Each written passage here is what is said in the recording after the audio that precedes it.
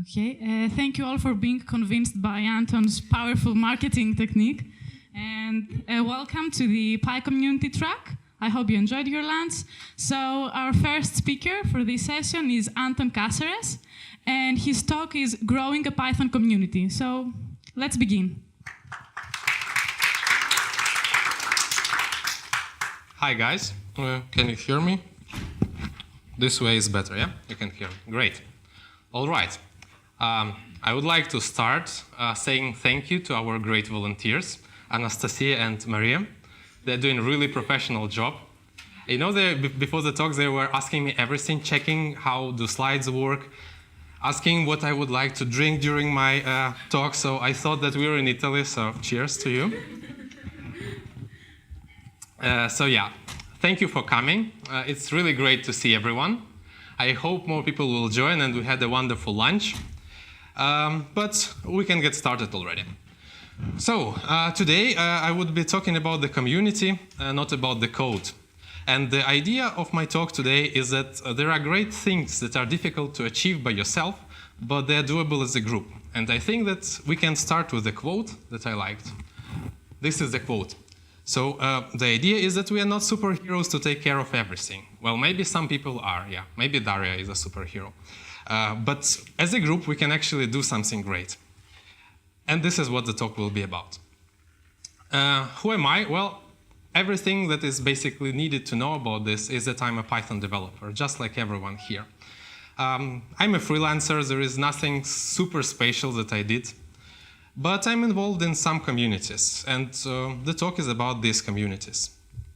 So instead of talking about me, I would like to start with a little story behind this thing about our community that we have in Munich, just to have it as an example for this talk.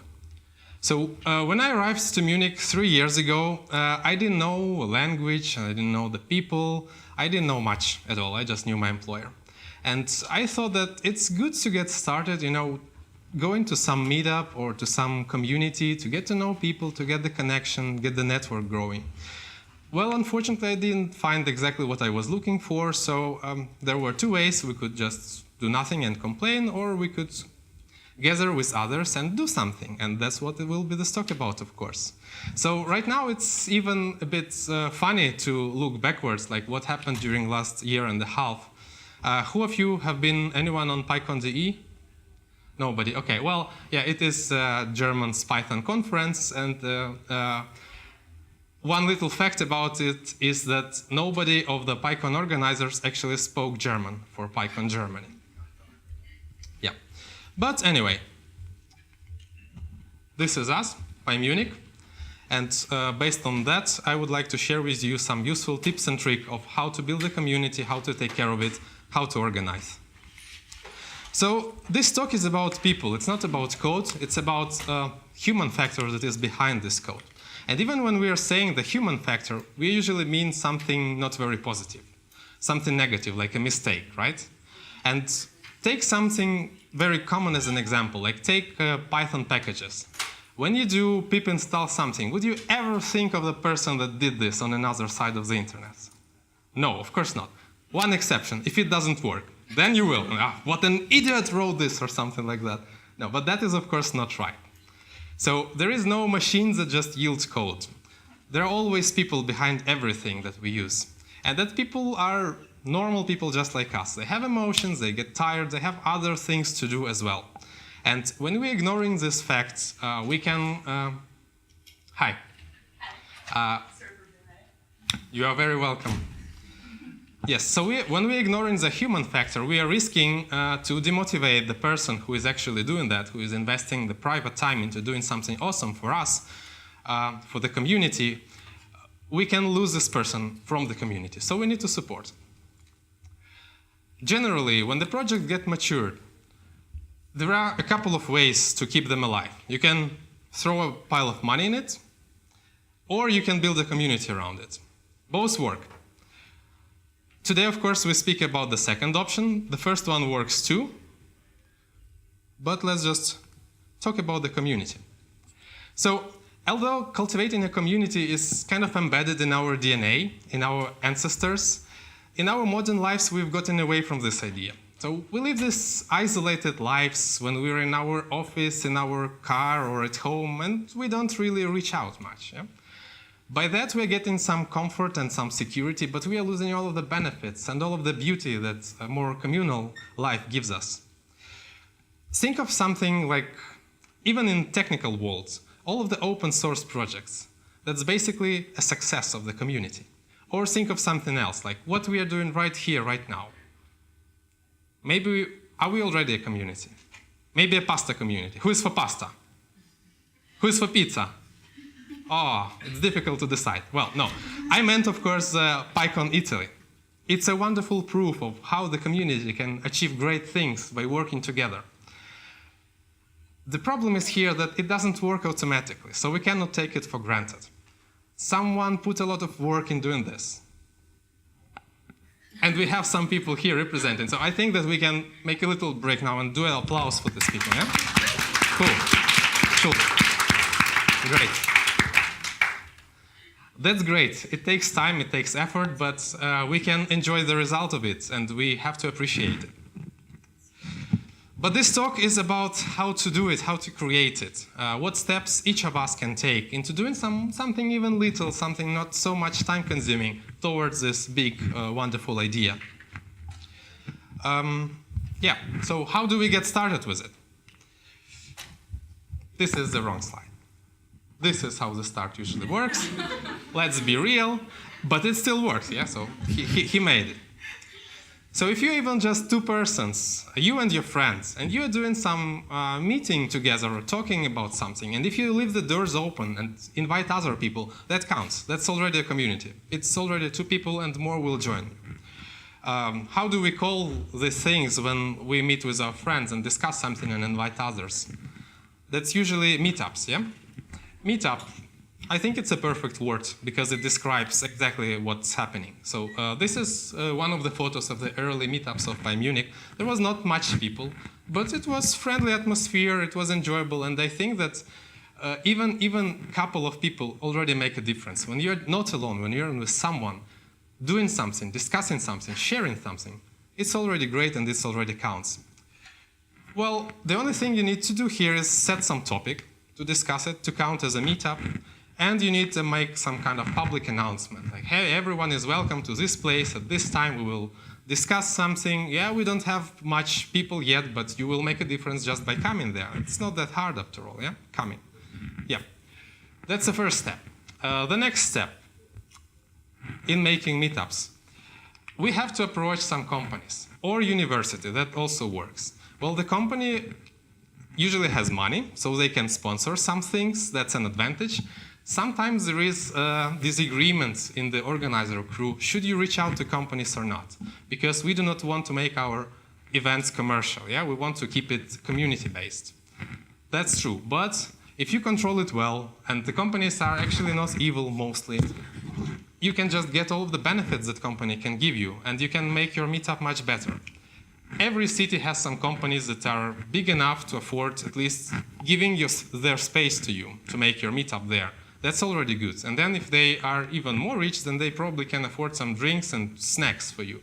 That would motivate people to come, because when meetups are happening usually after work. And after work, you're kind of hungry and lazy, and you just want to get home, and that's it. Take a rest.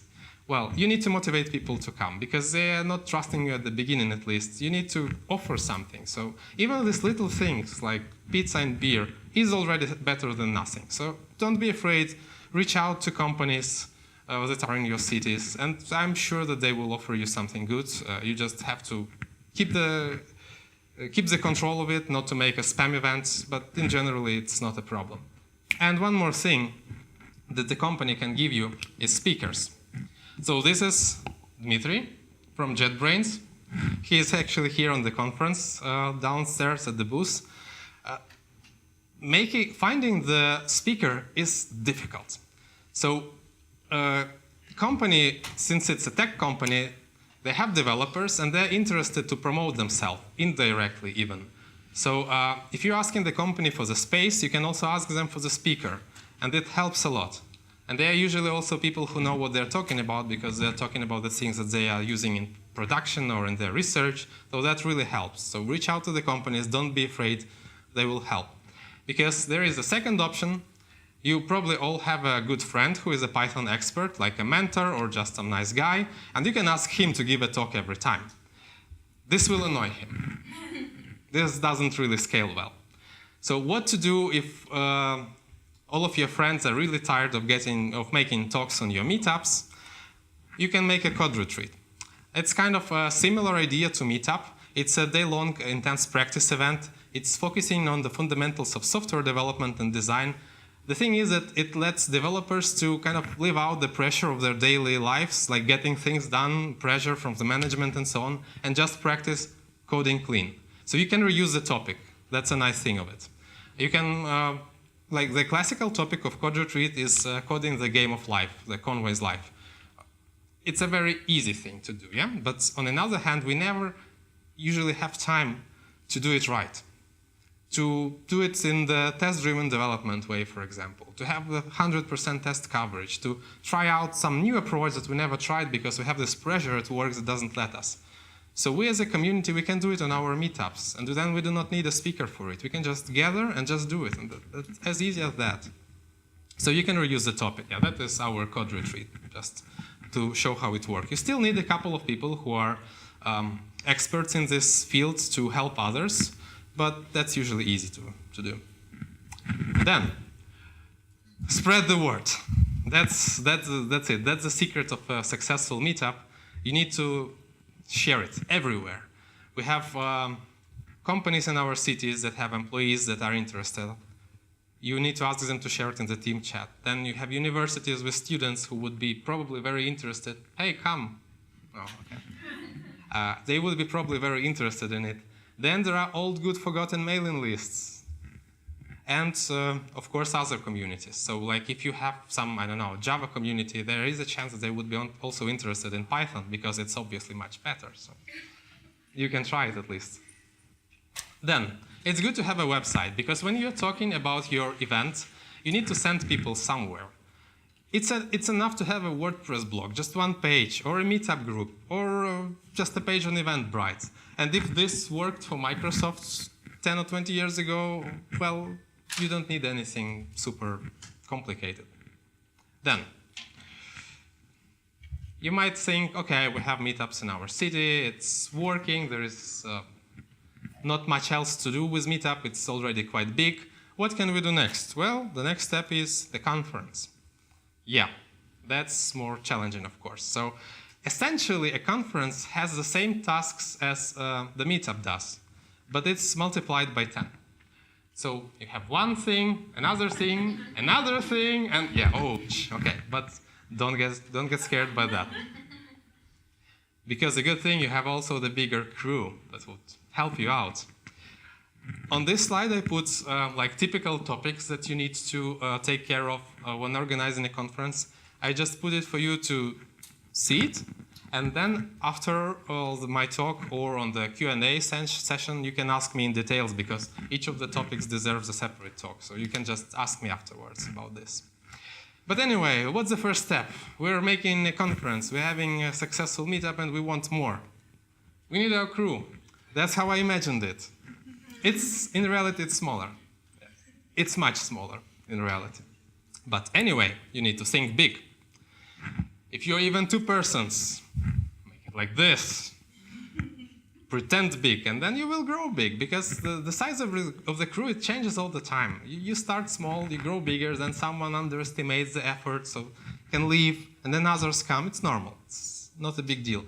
And also, you need to behave big. Yeah? So I'll give you an example. So on the early stage of PyCon.de, when we were still uncertain, would it be even possible, even successful anyhow at all or not, we were looking for sponsors. And our first sponsor was one big German company, a rich one. But I had difficulties convincing them. So of course I went to their office, was like, yeah, I'm a very serious guy, and it's a very big conference, would be super cool. And then they told like,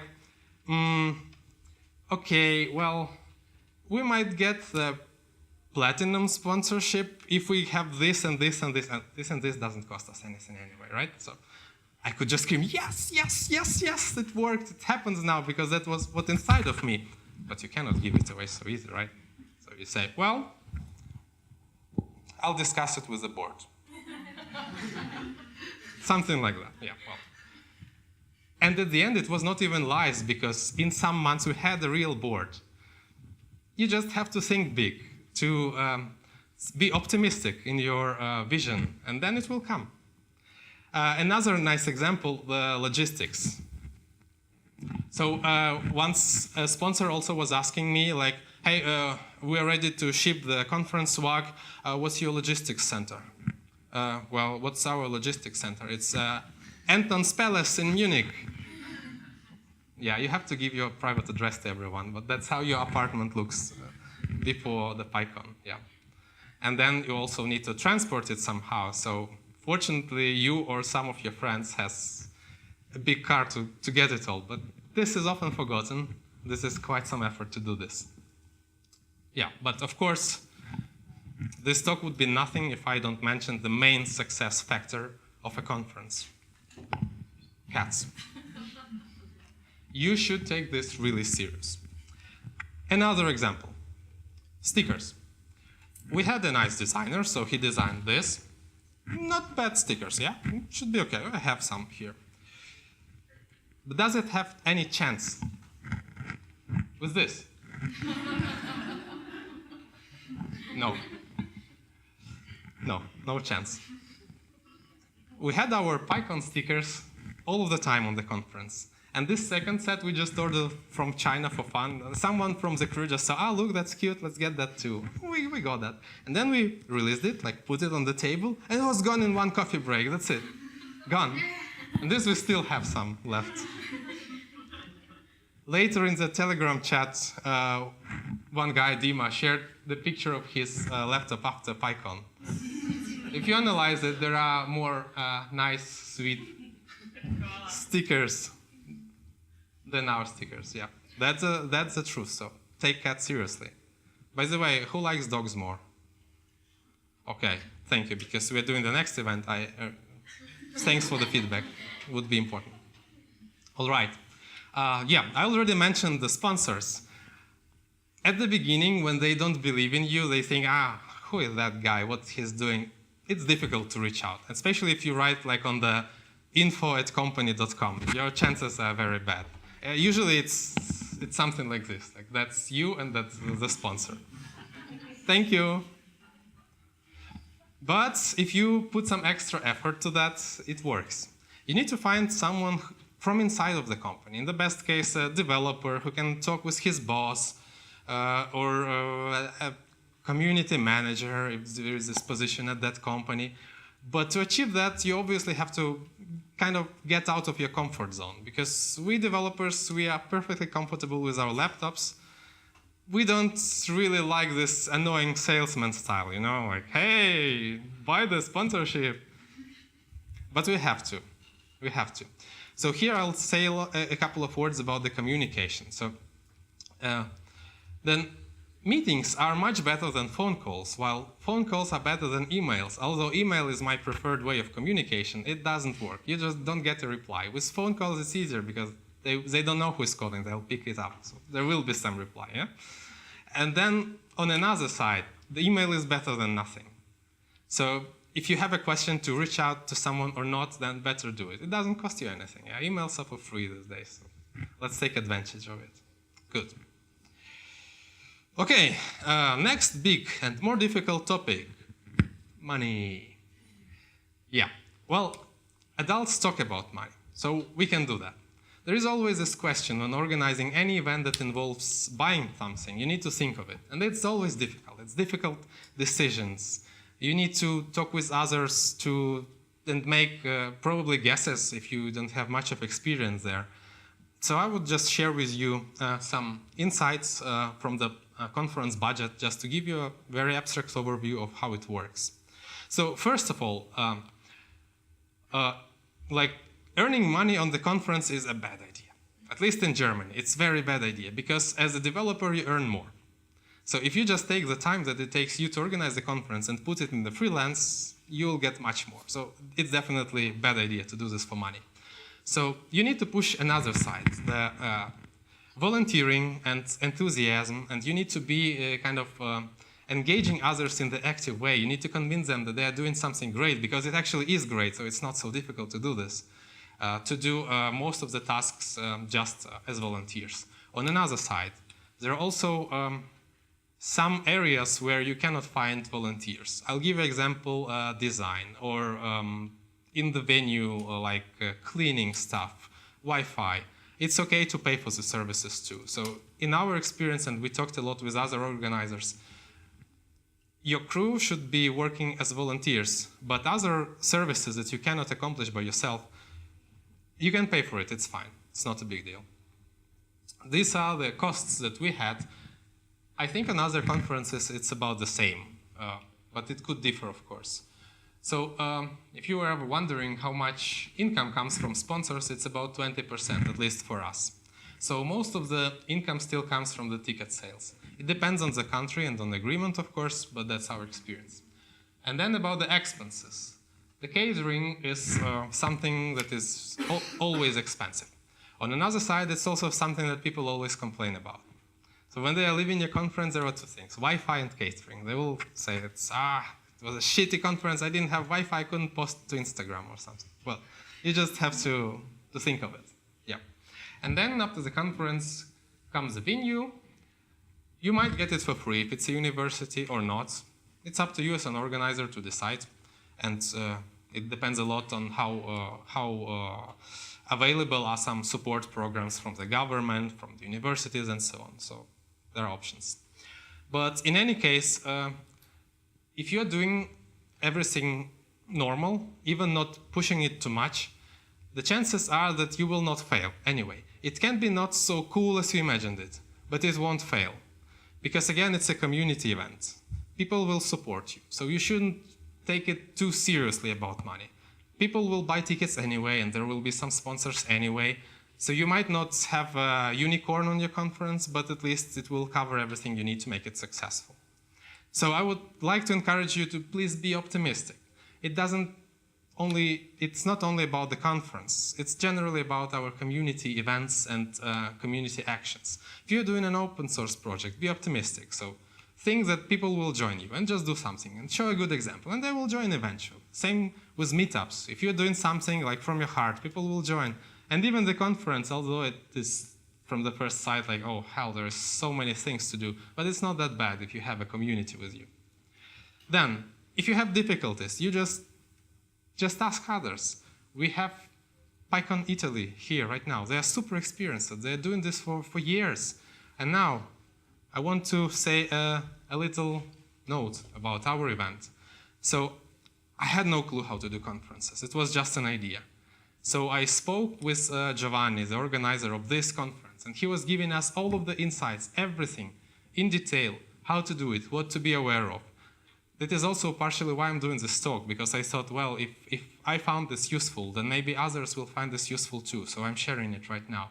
But generally, organizers of all of the PyCons and all of the conferences and all of the events are usually willing to share, so just ask, don't be shy.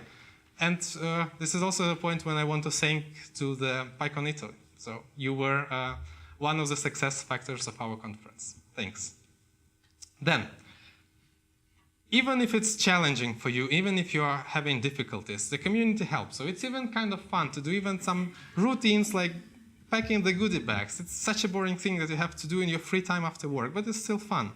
Then, when you screw up, I had no clue how to lead sprints. But there was someone from the community who just gently told, Anton, may I help you with this? Like, I did it already. That's it, he did it. Perfect.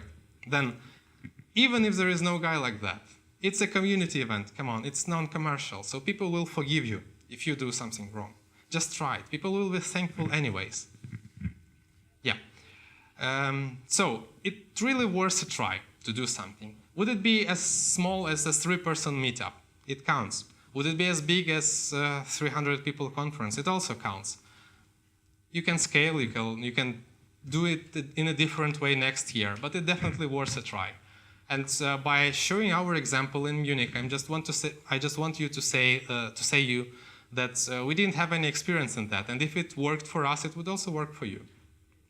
So, thanks PyCon Italy for doing this great event, and thank you for listening to me and being our community, because as a community we can do great things, we can actually make a difference. So let's do it, let's enjoy the conference.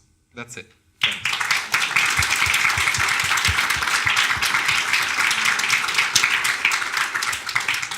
Thank you very much, Anton. Let's move on to the Q&A. Any questions? Oh, come on.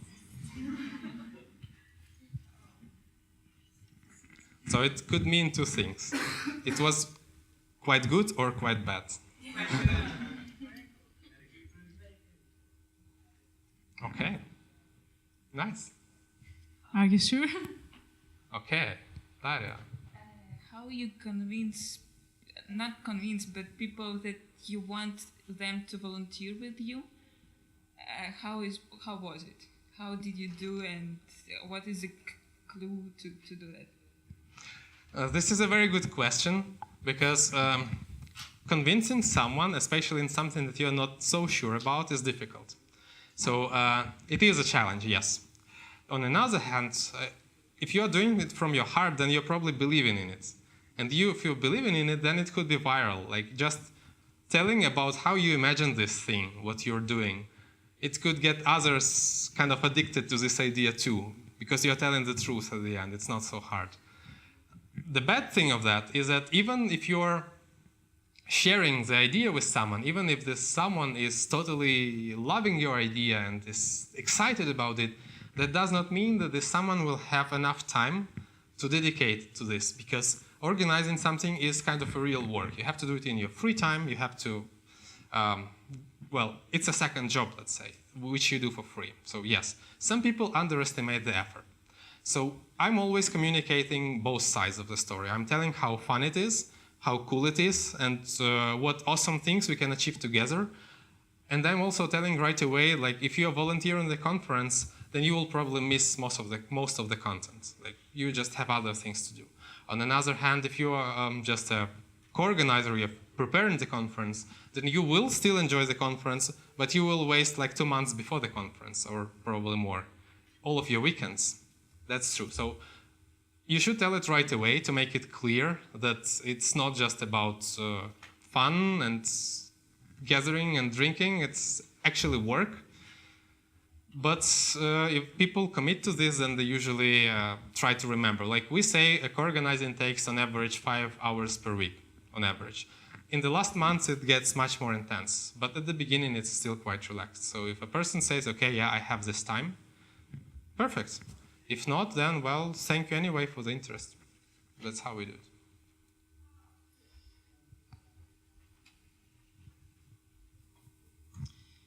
How would you deal with internal community issue? I mean, arguments, leadership issues, and so. Good question. Well, fortunately, we didn't have much difficulties. However, of course, as a community, it's always about the consensus of everyone. So everyone has to decide on everything together, yes. However, there are small things that do not require much attention. And then if you are voting on every single thing, like, do we want red wine or white wine? Let's have a committee for that. It would waste all of your time. So small things, we trust each other. So we do small things individually. Like, you are responsible for the program. You are free to decide on whatever you want. We just do the talk voting together. We have a committee for that, but the responsible co-organizer can do final decisions. But, of course, especially when it's about money, you need a consensus with everyone. Then, usually the person who has more experience or spends more time with some topic, of course, the vote of this person is, and the input is more valuable than others. Like, if some of the co-organizers who is, for example, dealing with, I don't know, with catering, I have no clue how it works. If he says to me, like, this one, we should really pick this one just because I know it. Well, it's a community, so sometimes you just have to trust. Moreover, since usually your co-organizers are people that you know personally, or at least you have kind of a long time friendship with them, or you know that they are not fooling you, obviously, because otherwise why would you make a community with them?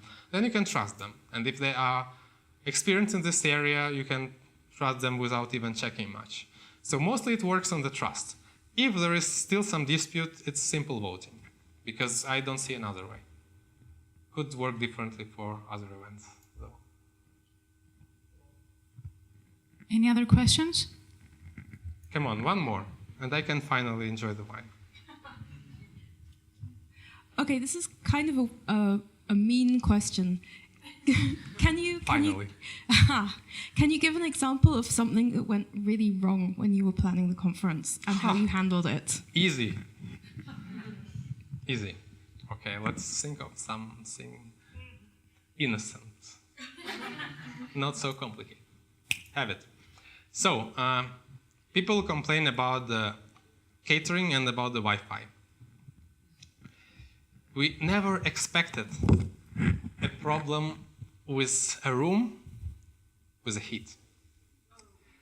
So what is the problem?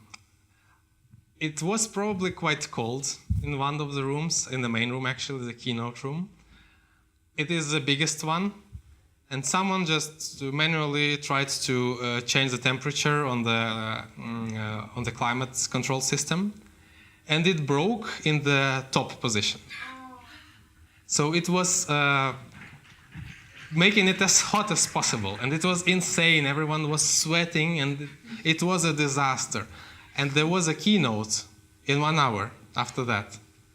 We just couldn't let people in, because even without people, that room was empty. On the coffee break, I went in, it was like sauna. So we had two choices: make it kind of PyCon sauna, like, hey, we have alternative way of doing it, or we had to fix it. And it's Saturday, so weekend, difficult to reach someone. It's in the university, so there is no responsible that is sitting there all the time, like in commercial venues. So we called, of course, to some service. They came, they thought, no, it's too much work, we have to come on Monday, and left. So I was almost about to announce PyCon Sauna Edition, but fortunately, one of the co-organizers, a great guy, Max, he just took a marker, some screws, and there was really weird construction. I'm trying to show you. Like, there was something like a marker, and then some screw, and that was pointing to some dot on the heating system that made it work. It was so weird, but it worked. So after that, I thought, well, Max, like, it's your destiny. Maybe you should give up Python, because you're really great in doing this thing, in fixing problems. Some last minute I fixed everything company, you know. That was tricky. And honestly, I'm not sure if people would like the idea of PyCon sauna. But it's still a plan B. Yes. Any other question? Okay. So thank you, Anton. That was great. Thank you. Thank you. You're great.